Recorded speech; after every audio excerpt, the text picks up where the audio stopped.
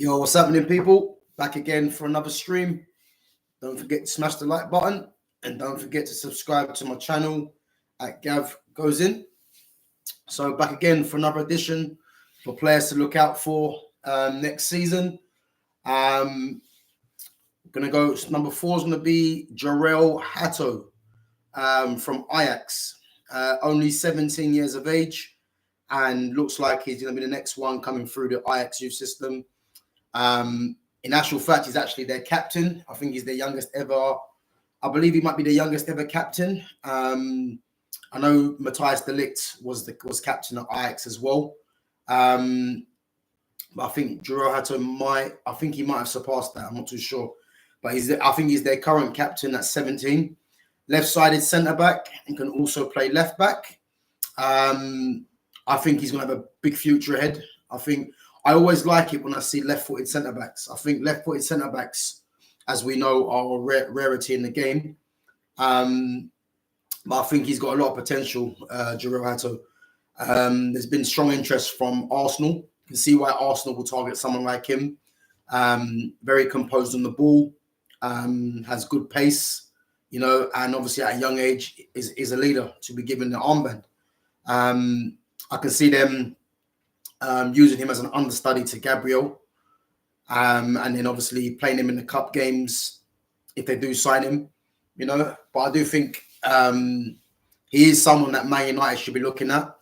Obviously he is coming from Ajax, and if you wanted a ball-playing defender, obviously Man United do have a couple of players from Ajax. I don't see Man United going in for him. I do see him going to an Arsenal or maybe to another top club in Europe. But I do believe that he is someone that should be looked at, And as I say, at the age of 17, to be captaining arguably the biggest club in Holland, and being given that responsibility, I think it says volumes for how good of a player that they think he is, and the potential that he has. I think he's going to cost, if anyone wants to buy him, I reckon you're probably looking at, I think probably I'll go as far as saying probably between 40 and 50 million, I would say, for Hato. Obviously, I think if Arsenal was to buy him, they might get him for cheaper than that. But I think in terms of the price, 40 to 50 million for Hato. And I say I think he'll be a great signing for Arsenal's understudy to Gabriel. And as I said to you, someone like Man United should be looking at someone like that to kind of nurture into the team. And then obviously, making sure that he's developed the right way. But I think it's important that Man United have a new manager, a coach that is going to be developing the players, and someone like him will need that. So I think it's key, if he does get pursued by United, that the right manager is coming in to make sure that he is nurtured in the correct way. So that's my number 4, Jorrel Hato. I'm going to touch on the Man United game yesterday with Arsenal. To be honest with you, I said yesterday it was mission not get beat.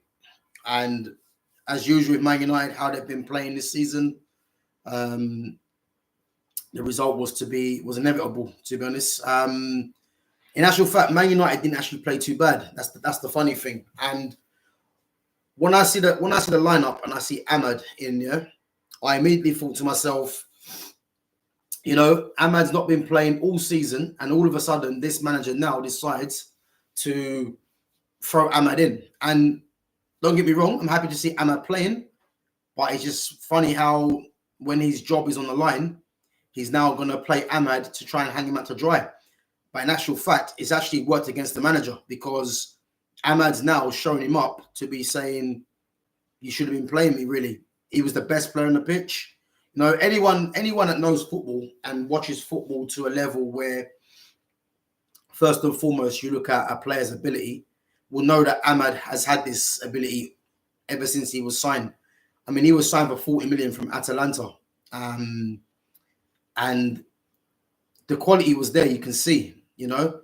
Ahmad can play as a 10, you know. Well, for me, he's a number 10. He's a number 10 anyway, but he plays as a 10. He can play from the right, and obviously he can play as a false nine up top as well, you know. But I believe his best position is going to be as a 10. Or if Man United decided to play with three in midfield, he can play from the right. But whatever happens next season, there is no way this guy can be allowed to leave the club, and you can see why he'd want to leave. But he has to be given the assurances, you know, that he's going to be a main starter next season. And as well, getting Michael Olise. Well, if you have Michael Olise and you have Ahmad as two left-footed inverted players from the right, and Ahmad can play in the 10 as well, that's the way Man United should be going. And that will show that Man United mean business, because it's been too much of a struggle this season to watch certain players play week in, week out. And you know what the funny thing is as well? A lot of these fans that seem to be, you know, championing certain players that play all the time, they've now had their pants pulled down, because these two players, which I'm going to speak on in a minute, have basically shown that, you know, that they're not good enough, you know. But people like me have been saying this all season. These two players are not good enough. And the player that hasn't been playing, Ahmad, just showed you why he should be playing, you know. So yeah, I'm kind of resigned to this season. It's been a long season for Man United. Football's been shocking. The manager's falling out with so many players. You can see the players don't want to play for him, you know. Obviously, people will say professional pride kicks in, but I think there's only so much you can do with this manager. This manager's just he must be draining to play under, you know. He picks the wrong team consistently, you know, plays the wrong players consistently. And you got players obviously playing now. You can see that they're not invested in the rest of this season, you know. And obviously there's some players that are out. Obviously there's been talk about the injuries side of it. Some of them players could have played, for definite. And then no doubt they'll be back for the final, you know. But yeah, Man United's a shambles, let's be honest. And it's one of them things where, as I keep saying, the quicker this manager gets gone, and a manager that comes in and plays the correct players, and the players that keep playing are moved on or don't play, it will let me know that Man United are serious again. But at the moment, we have to just put up with this. I wanted Man United to just get a draw yesterday. And unfortunately, that wasn't to be, you know. So, yeah, it's just frustrating. But for me, that front line of Bar Ahmad, Garnacho and Højlund, you know what it is? Sometimes you don't want to get onto certain players because it may seem like, you know, you're always targeting certain, I'm always targeting certain people, certain players. But let me tell you now, Rasmus Højlund, yeah, is crap. He is possibly the worst striker, and I've said it before, he's possibly the worst striker to play at United, you know. I can't think of a striker that he's better than, just purely because of what he offers. And the thing is, people will say, you know, oh, he doesn't get any chances. But as a striker, yeah, you're not solely judged on the goals, yeah, especially in this era of football, you know.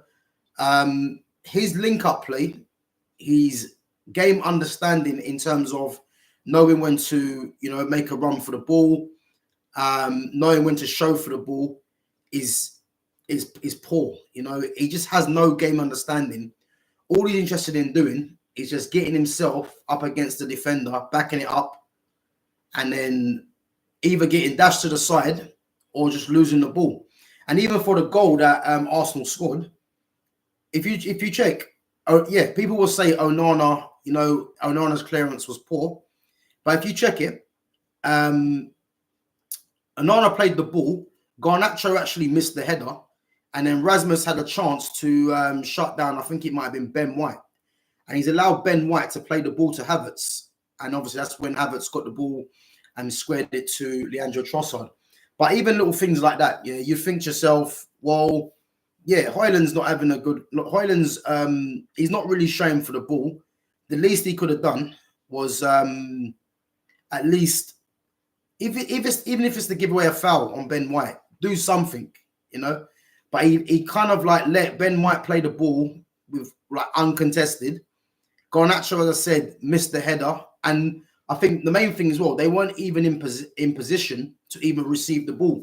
So it makes you think to yourself, well, what's going on really? Because if you've got a ball playing goalkeeper that's trying to play up, but you've got your left winger and your striker not showing for the ball, what's the point of well, first and foremost, what's the point in them being out there? And obviously, as we know, what's the point of bringing this keeper in? You know, because the keeper wants to play in a certain way, but he hasn't got players that are in the top part of the pitch. It's Bar Ahmed that wants to show for the ball, you know, and that's where the goal kind of come from. People will say, yeah, poor clearance, and then obviously Casemiro got blamed because Casemiro didn't get out quick enough. But I can guarantee you this: Casemiro is probably not expecting the ball to be turned over so quick.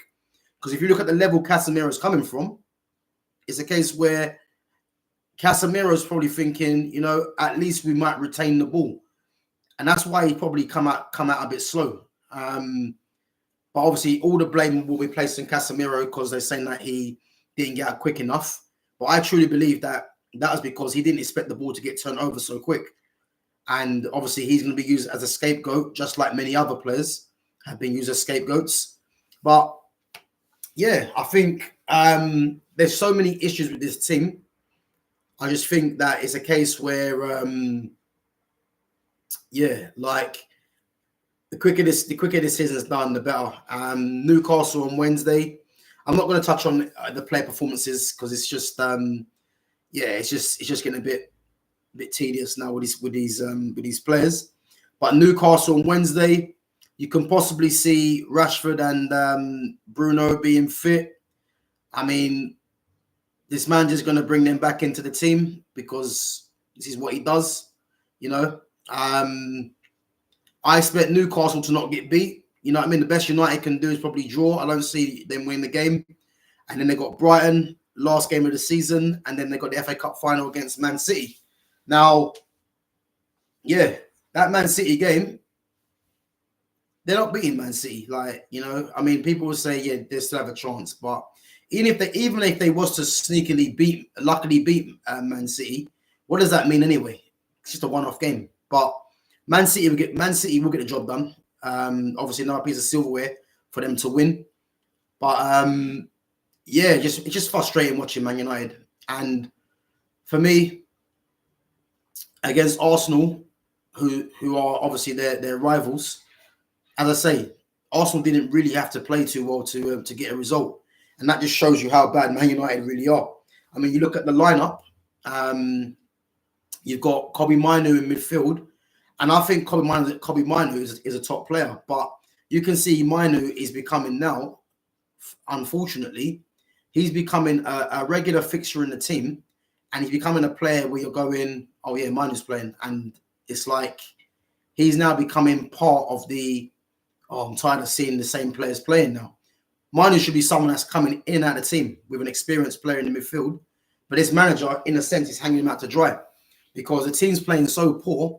And you're now relying on a 19-year-old to kind of run your midfield, which shows again how poor this manager is, because there's no way Kobbie Mainoo should be coming into the team and being the main midfielder. You know what I mean? There should be a midfielder alongside him. Why he hasn't played Amrabat and Casemiro together? You know what I mean? Why Amrabat's only playing now is a joke. At least Amrabat is a DM, and Amrabat wants to get stuck in, which will take the pressure off Kobbie Mainoo. Because Kobbie Mainoo, before Amrabat was playing at midfield and Casemiro was at the back, you're looking at Kobbie Mainoo as the sole midfielder to make things happen, and that should never be happening, you know. And then it's a case where he's going to bring Bruno back in, play him in the 10, and then yeah, Kobbie will be dropped deeper, and then is he going to play Amrabat again against Newcastle? Amrabat should be playing again, but you never know what this manager's going to do. And I think what topped it off for me, yeah, is that when I'm watching the game, I'm thinking, because I missed the start of the game, but I'm thinking, I wonder who's captain. And I thought, wait a minute, I don't see Casemiro with the armband on. So I was rewinding the channel back to see who the captain was, and then you see McTominay is the captain, and you think to yourself, you've got Scott McTominay captaining Casemiro, yeah, and then people are going to wonder why Casemiro's checked out. Like, how is McTominay, who shouldn't even be at the club, captaining Casemiro, multiple times Champions League winner? You know what I mean? Arguably one of the best defensive midfielders of his generation. You know what I mean? And he's getting captained by a guy, yeah, that is lucky to still be at the club and has never held down a regular place in the team. Just shows you everything you need to know. And he's getting captained by him, Casemiro. So you can see why Casemiro's checked out, because I think anyone would be checked out under these circumstances. It's ridiculous, let's be honest. But this is the manager for you, you know. And I said the quicker he's gone, the better.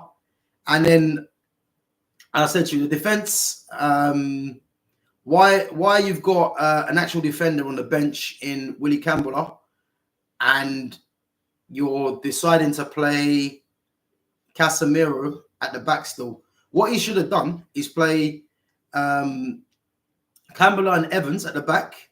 You know, obviously Johnny Evans is the experienced head. Campbell's the young one. You know what I mean? They would have dovetailed together nice.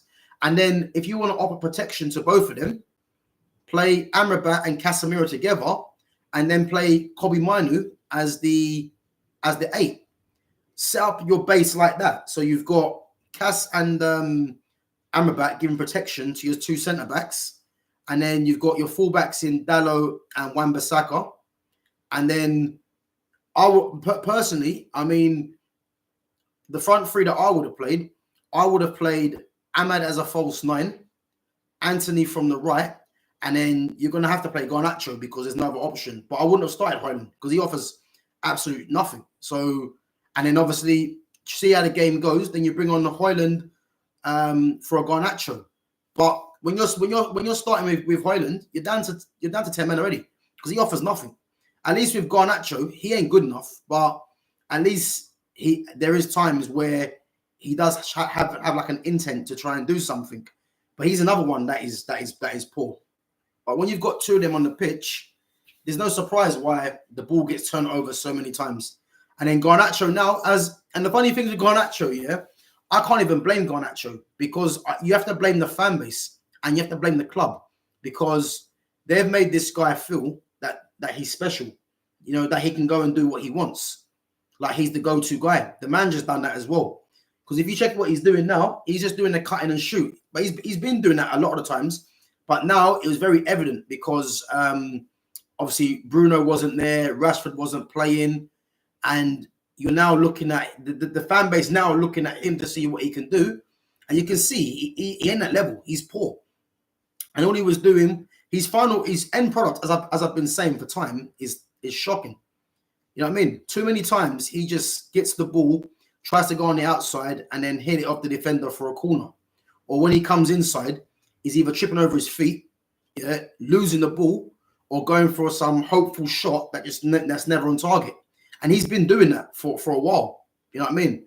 So, yeah, frustrating to watch, you know, and it's just a case where just get to the end of the season. This Newcastle game on Wednesday, I mean, it's weird because Man United I think they're currently sitting in 7th position. And they need to really beat Newcastle really to have any chance of getting into Europa League. And I think if Newcastle get a point, that should see them through because United obviously will have Brighton last game and then they can't catch Newcastle, I believe. And then you've got Chelsea as well. So I think Chelsea are in the same boat. If Chelsea win their next game and United don't beat Newcastle, I think that's United probably finishing 8th. I mean, 8th finish for Man United. I mean, yeah, it's a joke, man. Let's be honest. But yeah, it's just so many things wrong with this team. You know,